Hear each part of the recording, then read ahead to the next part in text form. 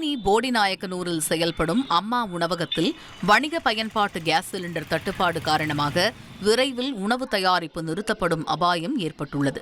4 நாட்களுக்கு மட்டுமே சிலிண்டர் இருப்பு உள்ளதாக தகவல் வெளியாகியுள்ளது.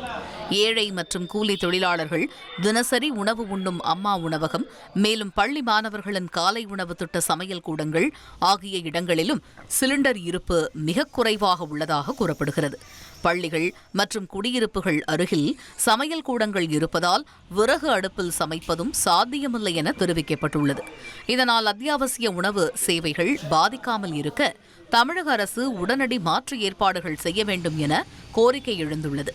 1,27,00,000 மனங்களை வென்ற தந்தி டிவி யூடியூப் சேனல். தவிர்க்க முடியாத தம்ப்நெயில்ஸ், கலக்கலான கான்டென்ட்ஸ். நீங்களும் இந்த குடும்பத்தில் இணைய இப்பவே சப்ஸ்கிரைப் பண்ணுங்க. அசுரபலம் கொண்ட எங்கள் டிஜிட்டல் கரங்களில் உங்கள் விளம்பரங்களை சேர்க்க வாட்ஸ்அப் பண்ணுங்க. 893988883778. Email advtthanditv@dttv.in.